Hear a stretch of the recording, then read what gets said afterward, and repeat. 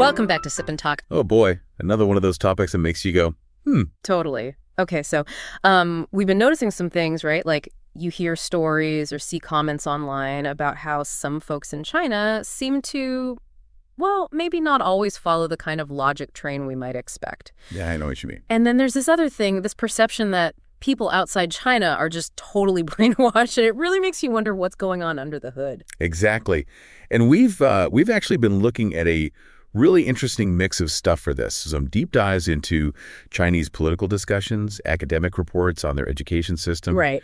And even, some pretty lively online chats to see what people are actually saying. Yeah. So our mission today is to really try and unpack these observations, maybe understand some of the factors behind them. So the first thing that kind of popped for me was this feeling sometimes of a disconnect in logical thinking. And I immediately thought, could this be tied to education? Like, is critical thinking really a focus there? And sort of related, what's the deal with this talk about China maybe de-emphasizing English? That's a really smart place to start. When we look at logic education in China, it's not like it's completely non-existent. Okay. Historically, way back in the Republic era, it was actually a thing. And even now, if you're a university philosophy student, you're required to take logic courses. Ah, okay. So philosophy majors get it. Yeah, we even saw discussions on Reddit where students confirm that. Mm-hmm. And what's interesting is that the high school curriculum for thought and politics, which is sort of like their civics class, it was updated fairly recently in 2020. Oh, yeah. And it specifically includes logical thinking now as part of moral education. Okay, so it's in the curriculum, at least on paper, but is it being taught in a way that really sticks, that helps people think more critically day to day? That is the million-dollar question, isn't it? While it's there, there's a possibility that the way logic is taught might be, influenced by ideology, Yes. especially if certain logical conclusions could potentially, bump up against Marxist principles. Some comments we saw on Reddit kind of hinted at that sort of constraint. I see. So a potential filter there. Potentially. Plus, you have the traditional approach in Chinese secondary education, which has often leaned really heavily on rote memorization. Research from places like the Open University backs this up. Right, just memorizing facts and figures. Exactly. And if you're spending most of your time just memorizing, you're probably not getting as much practice in actually applying logic and analyzing things. Makes sense. If it's all about spitting back the standard answer, you're not really building those why and how muscles in your brain. Okay, so what about English? Is it true they're maybe pulling back on it? Well, officially, English is still compulsory, all the way from primary school through high school. Still, okay. Yeah, the thinking has always been that being proficient in English boosts China's international competitiveness. Yeah. But there's definitely a debate happening. A debate about its importance. Yeah. You hear proposals, particularly thinking about rural areas, to maybe make English less of a priority. Some parents argue it's not super practical for their kids' futures. Yeah. We saw an example of a parent in Hunan saying something like that. Okay. Practicality versus what? Well, versus this push for cultural confidence. That's a phrase Xi Jinping has been promoting quite a bit, sort of emphasizing Chinese culture and values. Ah, right. Cultural confidence. So it sounds like there's a bit of a push and pull there. Exactly that. But while this discussion is going on, the data we've seen from sources like China Highlights, it still shows English as a core subject, especially in the big cities, and definitely for anyone looking at international opportunities. So reports of English's demise are maybe exaggerated. Probably. It's still very much there, even with the debate. So it's probably not accurate to say they're abandoning English altogether. Okay. So if we compare logic and English education, it sounds like logic might be taught maybe quite deeply for philosophy students, but perhaps not as broadly or practically applied across the board. That seems plausible. Whereas English, despite some debate, still has a really wide reach, maybe for different reasons, like global engagement. That's a good way to summarize it, I think. Logic is taught, yes, but the extent to which it encourages practical application and critical questioning, especially free from potential ideological limits, that could be a factor in the perceptions we started with. Right. The continued focus on English suggests it serves a different set of strategic priorities. Something else occurs to me. Maybe traditional culture itself doesn't really foster a lot of direct debate. How do you mean? Well, like Confucianism with its emphasis on harmony, the middle way, that whole think thrice before speaking idea, maybe strongly arguing a point, even if it's logical, just isn't the cultural norm. That's a really insightful point. Yeah. And we do see evidence of that online where, logical fallacies can be super common in discussions, but they often just pass by unnoticed. People don't call them out. Not always. People might not be as trained to spot them, or maybe just less inclined to engage in that kind of very structured point-by-point logical argument. Yeah, and just from, personal observation sometimes, it feels like the education system is often geared towards finding the one right answer, the standard answer, and questioning things, poking holes. Yeah. That isn't always encouraged. We actually found a case that illustrates this pretty starkly. A high school student in Wuhan who got criticized pretty publicly for questioning the logic in some patriotic article. Wow. Criticized for questioning logic. Yeah. And what's really telling is that public opinion seemed to largely side with the teacher, sort of reinforcing this idea that questioning established narratives can be seen as, well, problematic. Yikes. Okay, let's switch gears a bit then. Another thing that's been really hard to ignore is this quite widespread belief you sometimes encounter among many Chinese people that folks in other countries are, brainwashed. Right. That people outside China don't really get it, that they're like the proverbial frog in a well. Yeah, that perception is definitely out there. And it seems heavily shaped by the narratives you see constantly pushed in official media. How so? Well, there's this persistent theme emphasizing the decline of the West. You see constant comparisons highlighting human rights issues in the U.S. versus China's progress, or pointing out economic problems in Europe, things like that. It's a steady drumbeat. Always drawing that contrast, making China look better. Pretty much, yeah. Yeah. And we even have direct examples, like Foreign Ministry spokesperson Wang Wenbin responding to some EU criticism back in 2024. His response was basically, mind your own business, stop looking so closely at China. Deflecting. It almost feels like this intense nationalism, mixed with that cultural confidence we mentioned, acts as a kind of psychological defense mechanism. Does that make sense? Yeah, totally. Like, if foreigners don't understand China, it must be because they're the ones who are mistaken or misled, not us. That's a really good way to frame it. Attributing misunderstanding to the other side can definitely serve to protect your own worldview. And, of course, we absolutely cannot overlook the huge role of internet censorship. The Great Firewall. Exactly. Which makes it genuinely difficult for many people inside China to access a wide range of information from outside the country. This naturally leads to what people often call the information cocoon effect. Right. You only hear one side of the story, or mostly one side. Pretty much. Which just reinforces whatever beliefs you already hold. There's this really popular question on Zhihu that's kind of like a Chinese Quora. Okay. The question was basically, why do Westerners think Chinese people live miserable lives? And a typical high-ranking answer would point the finger straight at Western brainwashing. Blaming the media. Often, yeah.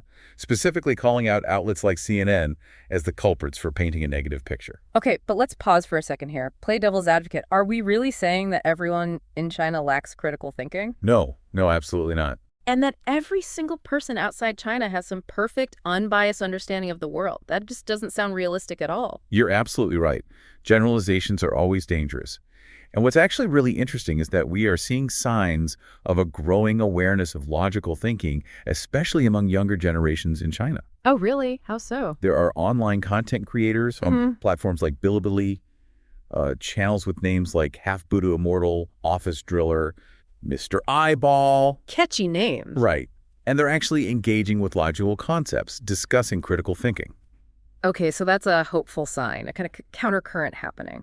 Definitely seems like it. And let's be totally honest, people everywhere are susceptible to biases and misinformation. Right? Absolutely. I mean, look at the U.S. You've got stuff like Fox News controversies, QAnon, flat earthers, anti-vaxxers. The list goes on. True. And I'm sure there are plenty of potential blind spots and biases in Europe, too. No one's immune. Exactly. Nobody has a monopoly on truth or perfect reasoning. I think recognizing our own potential biases is just as crucial as trying to understand where others might be coming from. Good point. Okay, this brings us to another really fascinating concept. This idea that China needs only one voice. Where does that come from? What's the purpose behind it? Yeah. The phrase, China must have only one voice, or variations of it, really gets to the core of how the government views information control. It signals a deep, caution, if not outright suspicion, towards diverse opinions. It's not just a slogan, it carries serious weight. Okay, so where do we actually hear this phrase used? In what contexts? You see it pop up in a few key areas. First, definitely in high-level Communist Party meetings and in their external propaganda. Internal party stuff and outward messaging. Right. When they discuss sensitive issues, think COVID, Taiwan, Hong Kong, Xinjiang, Tibet, you'll consistently hear leaders and state medias stressing the need to unify thought and action. They talk about avoiding dissonant notes and preventing public opinion from going astray. Got it. Keeping everyone on the same page, message discipline from the top down. Precisely. Second, you see this idea come into play during diplomatic arguments and in their efforts to shape global opinion, especially when facing foreign criticism. How does that work? Well, the government and official media often frame the multiple voices you hear in Western societies as deliberate attempts to split China or interfere in internal affairs. They strongly assert we have our own narrative and we won't let others control the conversation. The ability to set the agenda, define the terms, and make sure their story gets heard on their terms. Controlling the narrative, both inside and outside. Yeah. Any other places? Yeah, absolutely. Thirdly, you even see this sentiment echoed at the grassroots level by nationalists, the so-called little pinks, and other online nationalists you find on Weibo, Zhihu, Bilibili. So regular people are saying this too? Some are, yes. They often demand this kind of unity of voice and loudly criticize what they see as the chaos of societies with lots of competing viewpoints, frequently pointing to the U.S. as a negative example. Interesting. So it's not just top-down. It resonates with some segment of the population. What's the underlying logic or ideology behind this one-voice idea? Okay, if we dig into that, a few key things stand out. First, there's the fundamental principle of collectivism over individualism. The group is more important than the person? Essentially, yes. The idea is that individual opinions, individual perspectives, should always be secondary to the perceived greater national interest and, crucially, social stability. This is a core difference from Western liberalism, which usually emphasizes diverse voices and individual rights as important checks on power. Right, that classic tension, but with a very strong lean towards the collective here. Exactly. Then there's also, I think, a deep-seated distrust in the public's ability to make sound judgments independently. You mean the government doesn't trust the people to sort things out? That seems to be part of the thinking. The belief is that too much open discussion, too many different views, could lead to social disorder. Therefore, there's a need for unified guidance from above. Okay. From this perspective, information isn't primarily seen as something citizens use to participate in decisions, but more as a tool for governance, for steering society. So the government sees its role as filtering information, guiding the public, keeping them from being swayed by quote-unquote wrong ideas. That's a crucial part of it, yeah. And then tied into all this is the whole concept of stability maintenance. Stability Yeah. above all else. Pretty much. Multiple voices are often directly equated with potential instability, especially during times of social tension or international pressure. We saw this very clearly during the trade war with the U.S., the COVID pandemic, the Hong Kong protests. The control over information got significantly tighter then. Right. And the tragic case of Dr. Li Wenlian really highlights this. He tried to warn people about the coronavirus. And was initially punished for it. Exactly. And the public outcry for free speech that followed was quickly and thoroughly censored. It shows how quickly that stability maintenance reflex kicks in. That really drives the point home. So what are the actual real-world consequences of striving for this one voice? What does it look like on the ground? Well, we see pretty concrete examples like the widespread speech ban waves you see on platforms like Weibo and Zhihu. Banning discussions? Yeah, discussions on topics deemed sensitive, Taiwanese independence, human rights, different political systems, anything that deviates from the official line, they get heavily censored. And this creates this pervasive atmosphere of self-censorship. People just stop talking about certain things. Or they learn to talk about them using very careful, safe language, rather than saying what they truly think. It becomes more about navigating the rules than expressing truth. Wow, that's pretty chilling. What else? Another major consequence is the kind of hostility and automatic accusations directed towards foreign media. Outlets like the BBC reporting on, say, Xinjiang. Yeah. They're almost immediately labeled anti-China, accused of being hostile forces. And it's not just media. The same often happens to international scholars, journalists, even dissidents living overseas. They get branded as smearing China or being part of external forces trying to interfere. So it's a very defensive posture. Any criticism is immediately dismissed as biased, malicious, part of an attack. That's often how it's framed, yes. So what are the fundamental problems, the flaws in this whole one-voice approach? Well, one really significant problem is that it seriously weakens society's ability to self-correct. If you don't have a diversity of voices, different perspectives challenging the status quo, it becomes incredibly difficult to identify and fix errors in policy or governance. Think about the initial mishandling of SARS back in 2003, or the excesses and the eventual sudden reversal of the zero-COVID policy, or even the public dissent during the white paper movement, which was met with censorship. In all these cases, a lack of open discussion likely hindered a more effective, timely response. Yeah, if everyone's just repeating the official line, how do you ever realize when that line is leading you off a cliff? Precisely. Another major issue is that it tends to foster group polarization and sometimes a kind of blind faith in the official narrative. An echo chamber effect. Exactly. When only one voice is permitted or amplified much louder than others, people can start to believe it represents the absolute truth. This can lead to a decline in their ability to critically evaluate information, to compare different viewpoints. It creates these national echo chambers, which can lead to misjudgments, even at the leadership level, because they might not be getting a full or accurate picture of reality themselves. Right, trapped in their own echo chamber too. Okay, but let's do that self-rebuttal thing again. Is it possible that having tons of different voices isn't always the best thing either? That's a really important point to bring up. Fair enough. Societies with free and diverse media absolutely have their own challenges. We see information overload, right? Oh, yeah. The spread of fake news, wild conspiracy theories. We see plenty of that in the U.S., for example. Definitely. Public opinion isn't always perfectly rational, and people can be swayed by extreme or manipulative viewpoints. And let's be honest, even in democracies, governments sometimes try to exert some level of information control during major crises, like a war or a major terrorist attack. Okay. So there are downsides to a completely unfiltered anything-goes approach, too. Absolutely. But I think the crucial difference lies here. In generally free societies, despite the potential for noise and chaos, multiple viewpoints are allowed to exist and compete.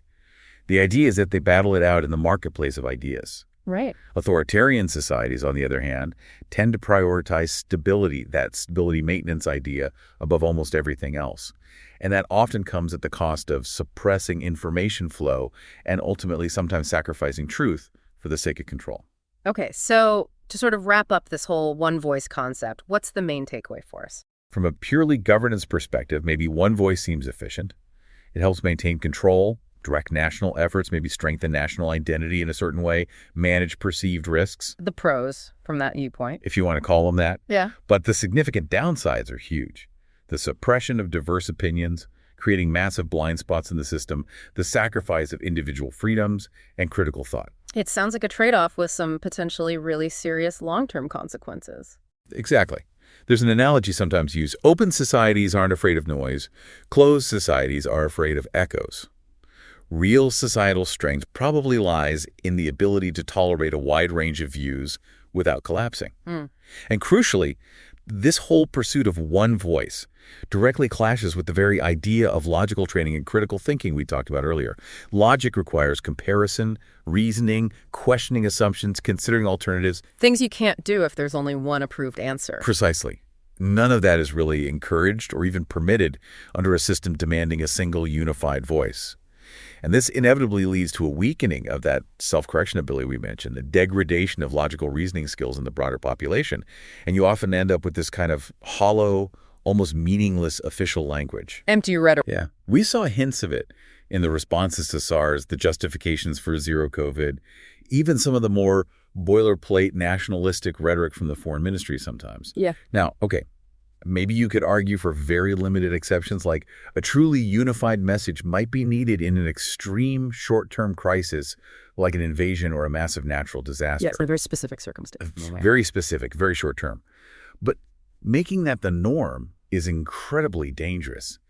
Ultimately, one voice might seem like a convenient tool for totalitarian control, but it really represents the end of rational discourse. Wow. If a society can't be persuaded through open discussion, if it can only be commanded, well, it's probably destined to repeat its mistakes eventually. Wow. That's a really powerful way to put it. It definitely makes you think about that tension, that balance between wanting control and unity, and the absolute necessity of different perspectives for progress, for learning from mistakes. Definitely food for thought.